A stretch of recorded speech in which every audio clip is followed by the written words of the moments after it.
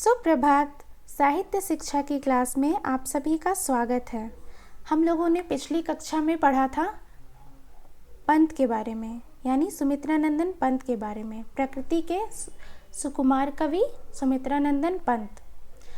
तो हम लोगों ने देखा कि सुमित्रानंदन पंत जो है वो छायावादी कवियों में एक प्रमुख स्तंभ है। उनको जो कविता करने की प्रेरणा मिली है वो प्रकृति से मिली है, जो उनकी बाल सहचरी रही, फिर स्वप्न प्रिया बन गई, फिर जब वो कविताएं लिखने लग गए तो वो कला बन गई। ठीक है। उसके बाद फिर हमने देखा कि प्रकृति के प्रति पंत का दृष्टिकोण कैसा है। ठीक है, जिसमें हमने देखा कि पंत ने प्रकृति के सुंदर रूप का तो चित्रण किया ही है, साथ ही साथ प्रकृति के विकराल रूप का भी चित्रण किया है। किसमें? पंत के का जो कविता है परिवर्तन, उसमें। फिर उसके बाद हमने देखा कि प्रकृति का जो सुंदर रूप है उसको वो मानवीय सुंदरता से भी ऊपर रखे हैं, और वो कहते हैं कि छोड़ द्रुमों की मृदु छाया, तोड़ प्रकृति से मोह माया, बाले तेरे केस जाल में कैसे उलझा दूं लोचन। यानी प्रकृति के साथ, प्रकृति की इतनी सुंदरता को हम कैसे न देखें और कैसे किसी प्रिय की सुंदरता से उसको देख के छोड़ दें। ऐसा हो नहीं सकता ना। अगर देखना है तो ऐसे रूप को देखें कि बस उस पर मुग्ध हो जाएं, जो प्रकृति का रूप है। प्रकृति के सिवाय और किसी का ऐसा रूप नहीं है। उसके आगे हम लोगों ने देखा प्रकृति का आलंबन रूप, फिर प्रकृति का उद्दीपन रूप। अब हम देखेंगे प्रकृति का उद्दीपन रूप। आलंबन रूप में क्या था कि प्रकृति का ज्यों का त्यों वर्णन कर देना। ठीक है, आलंबन रूप है। अब है प्रकृति का दूसरा रूप, यानी उद्दीपन रूप। जब प्रकृति का प्रयोग भावनाओं को उद्दीप्त करने के लिए किया जाता है तो उसे उद्दीपन रूप कहते हैं। कैसे किया जाता है? भावनाओं को उद्दीप्त करने के लिए। तो उसका एक उदाहरण पंत जी प्रस्तुत करते हैं। धधकती है जलवों से ज्वाल, बन गया नीलम व्योम प्रवाल, आज सोने का सांध्य काल, जल रहा जंतु ग्रह सा विकराल। इसमें वो कहते हैं कि धधकती ज्वाल जलवों से उनका तात्पर्य है कि बादल जल में उठती है, और नीलम व्योम प्रवाल का अर्थ है कि आकाश प्रवाल की तरह नीला दिखाई देता है।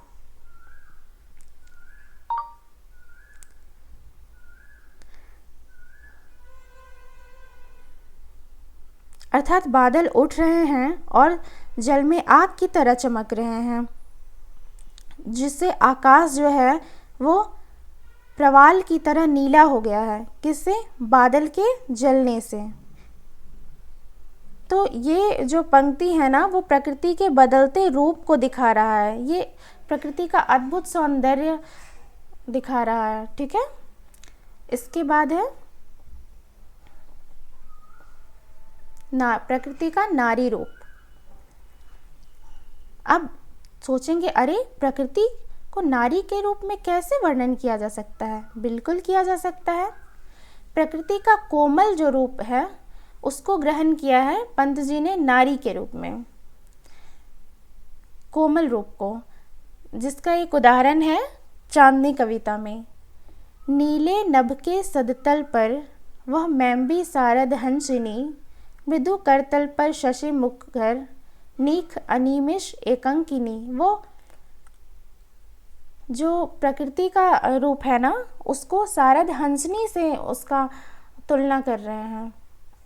तो सोचिए पंत जी का जो प्रकृति प्रेम था वो कितना ज़्यादा था कि उन्होंने प्रकृति के हर अलग अलग रूपों को अपनी कविताओं के माध्यम से दिखाया है। उनका एक और रूप है जिसको हम लोग अभी देखेंगे, चौथा रूप है। अब मैंने आप लोगों को पिछली कक्षा में तो बताया था कि प्रकृति का चौथा रूप क्या है। जल्दी जल्दी कमेंट कीजिए कि प्रकृति का चौथा रूप क्या है।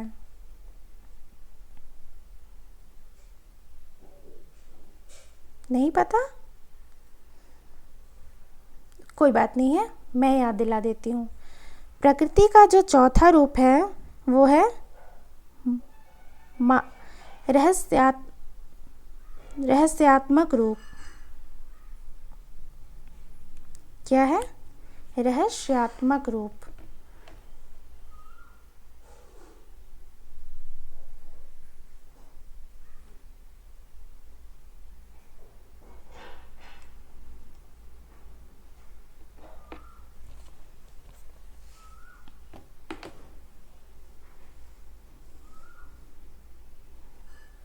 एक सेकंड, बता रही हूँ।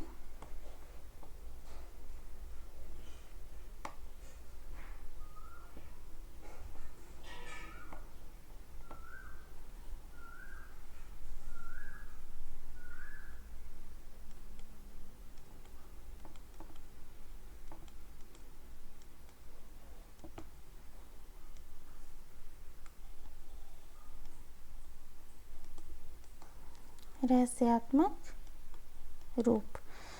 रहस्यात्मक रूप में है, प्रकृति में रहस्य भावना का आरोपण ही रहस्यात्मक कहलाता है। पंत की इस भावना को उनकी मौन निमंत्रण शीर्षक कविता में देखने को मिलता है। तो प्रकृति में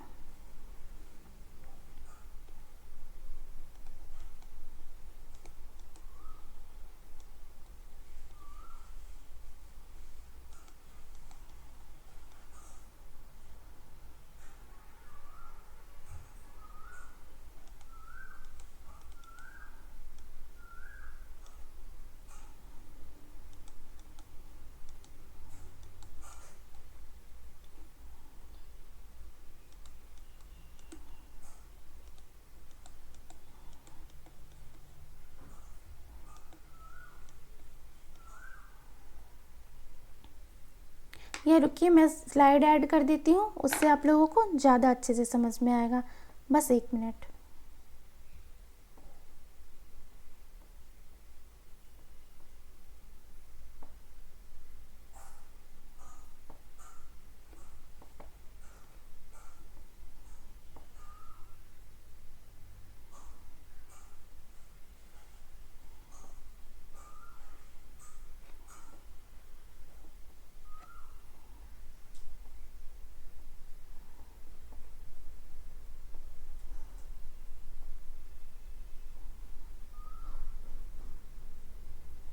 हाँ, तो प्रकृति का जो रहस्यात्मक रूप है उसमें रहस्य भावना का आरोपण ही रहस्यात्मक रूप कहलाता है। पंत की इस भावना को उनकी मौन निमंत्रण शीर्षक कविता की पंक्तियों में स्पष्ट रूप से देखा जा सकता है। तो पंक्तियाँ कौन सी हैं वो मैं आप लोगों को बताऊंगी।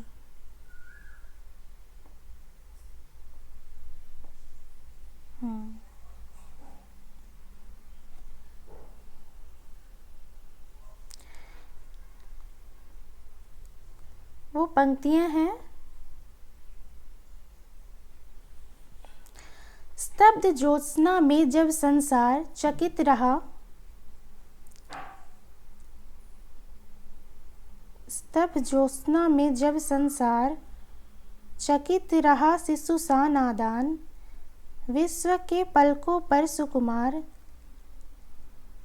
विचरते जब स्वप्न अनजान, न जाने नक्षत्रों से कौन निमंत्रण देता मुझको मौन। मौन निमंत्रण कविता है ये।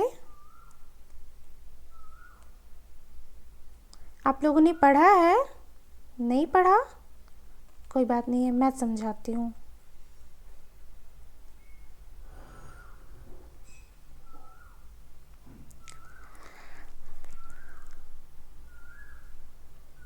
कवि का स्तब्ध ज्योत्सना से अर्थ है स्थिर या शांत, और ज्योत्सना का अर्थ है चंद्रमा की रोशनी या चांदनी। तो इस पंक्ति में ज्योत्सना का मतलब है चांदनी की शांति और सुंदरता। स्तब्ध ज्योत्सना में जब संसार, यानी कि चांदनी की शांति में जब संसार चकित रहा शिशु सा नादान, यानी जब चांदनी चारों ओर फैली होती है तो दुनिया एक बच्चे की तरह नादान और चकित होता है। विश्व के पलकों पर सुकुमार विचरते जब स्वप्न अनजान। तब विश्व के जो पलक हैं उस पे स्वप्न जो हैं वो अनजान विचरते हैं। लोग जब सो रहे होते हैं तो उनके मन में तरह तरह के स्वप्न आ रहे होते हैं। न जाने नक्षत्रों से कौन निमंत्रण देता मुझको मौन। तो वो कहते हैं पता नहीं इन सपनों के माध्यम से कौन नक्षत्रों से मौन निमंत्रण देता है। तो मौन निमंत्रण कविता की इन पंक्तियों का अर्थ यही है। अब जो 5वां पॉइंट है वो है मानवीकरण रूप। तो हम लोगों ने प्रकृति के आलंबन रूप को देखा, उद्दीपन रूप को देखा, उसके बाद रहस्यात्मक रूप को देखा। अब हम देखेंगे प्रकृति के मानवीकरण रूप को। प्रकृति में चेतना सत्ता का आरोप करना ही मानवीकरण कहलाता है। छायावाद काव्य ने प्रकृति को एक चेतन सत्ता के रूप में ही देखा है, जड़ के रूप में नहीं। संध्या कवि में कवि पंत ने संध्या को एक नव युवती के रूप में चित्रित करते हुए लिखा है। कहो तुम रूपसी कौन व्योम से उतर रही चुपचाप, छिपे निज छाया छवि में आप, सुनहला फैला केश कलाप। मधुर मंथर मृदु मौन कहो तुम रूपसी कौन। तो वो प्रकृति को एक सुंदर स्त्री यानी रूपसी बता रहे हैं। कौन? पंत जी। पंत की जो मानवीकरण, पंत के जो कविताओं में मानवीकरण है उसमें वो कहते हैं कि कहो तुम रूपसी कौन व्योम से उतर रही चुपचाप। तुम कौन रूपसी हो जो व्योम से चुपचाप उतर रही हो। छिपे निज छाया छवि में यानी छिपकर छाया के छवि में। सुनहला फैला केश कलाप, जो केश कलाप है वो सुनहला फैला हुआ है।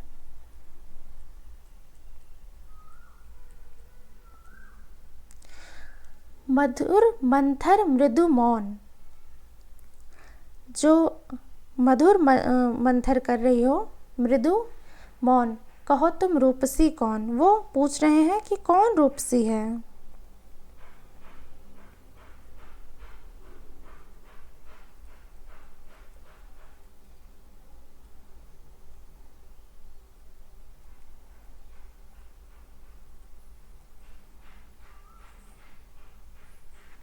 ये सांध्या कविता से ली हुई है। ये पूरी कविता पढ़ेंगे ना तो और अच्छे से समझ में आएगा।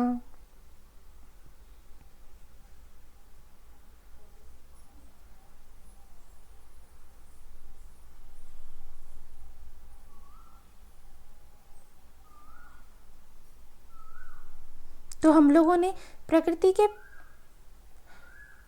5 रूपों को देख लिया जिसको सुमित्रानंदन पंत ने अपने काव्य में स्थान दिया है। वैसे ये बहुत छोटी सी कविता है, मैं आप लोगों को सुनाना चाहूँगी। कहो तुम रूपसी कौन व्योम से उतर रही चुपचाप, छिपे निज छाया छवि में आप, सुनहला फैला केश कलाप। मधुर मंथर मृदु मौन मूद अधरों में मधुपलाप, पलक में निमिष पदों में चाप, भाव संकुल बिंकिम भ्रू चाप। मौन केवल तुम मौन ग्रीव तिर्यक चंपक धृतिगात, नैन मुकुलित नत मुख जल जात, देह छवि छाया में दिन रात। कहाँ रहती तुम कौन अनिल पुलकित स्वर्णाचल लोल, मधुर नुपुर ध्वनि खग कुलरोल, सीप से जल्दों के पर खोल, उड़ रही नभ में लाज से अरुण अरुण सुकुपोल, मदिर अधरों की सुरा अमोल, बने पावस घन स्वर्ण हिंदोल। कहो एकांकिनी कौन मधुर मंथर तुम मौन। तो ये इतनी सी ही कविता है, बहुत छोटी सी कविता है लेकिन बहुत प्यारी कविता है।